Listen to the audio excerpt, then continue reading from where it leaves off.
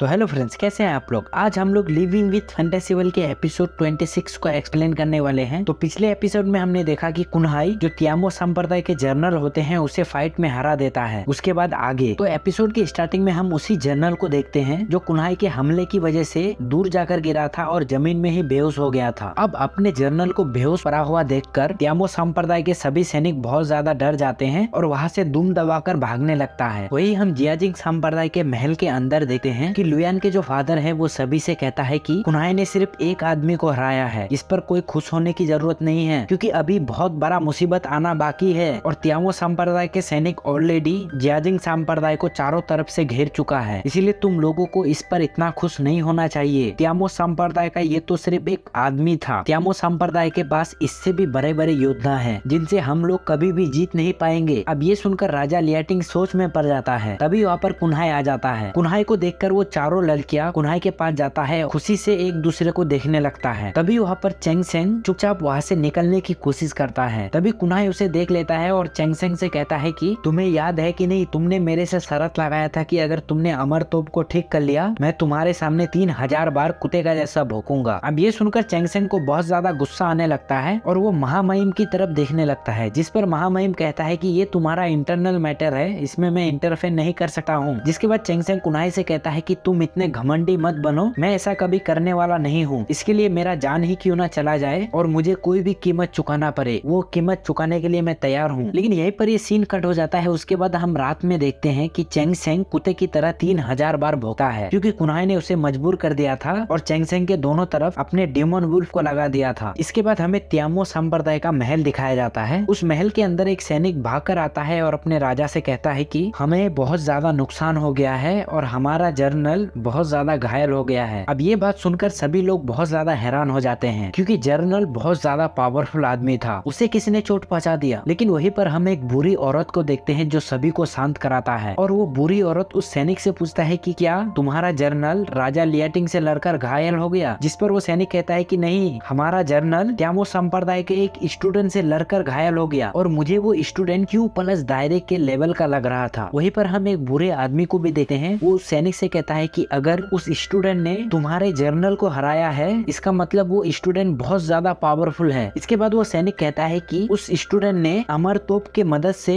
हमारे जर्नल को हराया था। अब ये सुनकर वहाँ पर बुढ़ा और बुढ़ी आपस में बात करने लगते हैं कि क्या अमर तोप को फिर से दोबारा ठीक किया जा सकता है। अब ये सुनकर वो बुरी औरत कहती है कि जिसने भी उस अमर तोप को ठीक किया है वो आदमी कोई नॉर्मल आदमी नहीं है, बल्कि वो जादू कला सीखने में उस्ताद होगा और वो आदमी गुरुओं का गुरु होगा। तभी तियामो संप्रदाय का गुरु सबसे चुप रहने के लिए कहता है और कहता है कि मेरे हुक्म का पालन करो, तुम लोग तैयारी करो जियाजिंग संप्रदाय पर हमला करने के लिए। यहीं पर ये सीन कट हो जाता है। उसके बाद हम तियामो संप्रदाय में राजा लियाटिंग को देखते हैं जो कुन्हाई से कहता है कि तुम मेरे बेटी को लेकर यहाँ से चले जाओ। जिस पर चुएन अपने पिता से कहता है कि अभी अभी कुन्हाई ने तियामो संप्रदाय के जर्नल को हरा दिया है, इसके बाद आप हमें यहाँ से जाने के लिए क्यों कह रहे हैं। यहाँ पर कुन्हाई भी राजा लियाटिंग से कहता है कि आप मुझ पर एक बार विश्वास कीजिए, मैं तियामो संप्रदाय के सभी सैनिकों को हरा दूंगा। जिस पर राजा लियाटिंग कहता है कि मास्टर जुआन और लुयान के फादर इस लड़ाई में हमारी कोई भी मदद नहीं करने वाला है और हमारे पास इतना सैनिक भी नहीं है कि हम लोग तियामो संप्रदाय का सामना कर सके। लेकिन तियामो संप्रदाय के पास बहुत बड़ी बड़ी आर्मी है जिनका हम लोग कतई भी मुकाबला नहीं कर सकते हैं और उन सैनिकों को उनके लीडर लीड करेंगे। इसीलिए मुझे डर है कि जियाजिंग संप्रदाय तियामो संप्रदाय से लड़ाई करके नहीं जीत सकता है। जिस पर कुन्हाई कहता है कि हमारे पास तो अमर तोप है, आप इतना टेंशन क्यों ले रहे हैं। जिस पर राजा लियाटिंग कहता है कि गोंगजू तियामो संप्रदाय का लीडर है, जिस पर अमर तोप का भी कोई असर नहीं होगा। इसके बाद राजा लियाटिंग कुन्हाई से पूछता है कि तुम्हारा मास्टर किंगसेंग ब्लैंक मास्टर के मास्टर तुम्हारे गुरु है ना। जिसके जवाब में कुन्हाई कहता है कि आपको पता ही है ना कि मेरे मास्टर पूरे दुनिया का यात्रा कर रहा है। लेकिन राजा लियाटिंग फिर भी उन दोनों को वहाँ से जाने के लिए कहती है। लेकिन चुएर अपने पिता के पैर में लेट जाता है और रोने लगती है और कहती है कि मैं आपको छोड़कर कहीं नहीं जा रही हूँ। अब कुन्हाई राजा लियाटिंग से कहता है कि जब आप जानते ही हो तियामो संप्रदाय हमारे ऊपर हमला करने वाला है और हम उनसे जंग नहीं जीत सकते हैं तो आप हमारे साथ क्यों नहीं भाग जाते हो। जिस पर राजा लियाटिंग कहता है कि तुम जानते ही हो मैं जियाजिंग संप्रदाय का राजा हूँ, इसीलिए मैं यहाँ से भाग नहीं सकता हूँ क्योंकि ये नियमों के खिलाफ है। अगर मैंने ऐसा किया तो लोग मुझे बुजदिल करके बुलाएंगे। अब मेरे पास एक ही रास्ता बचा है, तियामो संप्रदाय से लड़ो या फिर मरो और शायद इस जंग में मेरी जान भी जा सकती है। अब ये सुनकर कुन्हाई इमोशनल हो जाता है और वो राजा लियाटिंग से माफी मांगता है कि ये सब मेरे वजह से हो रहा है, अगर मैंने बीस्ट किंग को नहीं मारा होता तो आज हमें ये दिन देखना नहीं पड़ता, ये सब मेरी गलती है। तभी राजा लियाटिंग कुन्हाई को थोड़ा नजदीक बुलाता है और कहता है कि बीस्ट किंग पागल हो चुका था, अच्छा हुआ कि तुमने उसे मार दिया, वरना हम लोग बीस्ट किंग को मारने वाले थे, इसीलिए तुम्हें खुद को दोष देने की कोई भी जरूरत नहीं है। इसके बाद राजा लियाटिंग अपने बेटी का हाथ कुन्हाई के हाथ में थमा देता है और कहता है कि जैसे तुमने मुझे मास्टर माना है वैसे भी मैंने तुम्हें अपना स्टूडेंट माना है, इसीलिए मैं चाहता हूँ कि आगे से चुवेन का हिफाजत तुम खुद करो। अब ये सुनकर कुन्हाई अपने मन में सोचने लगता है कि मुझे जियाजिंग संप्रदाय का स्टूडेंट बने हुए कुछ ही दिन हुआ है और राजा लियाटिंग मेरे ऊपर इतना भरोसा कर रहा है। और कुछ इसी के साथ ये एपिसोड खत्म हो जाता है, यानी अगला एपिसोड देखने के लिए हमारे चैनल को सब्सक्राइब कर लीजिए।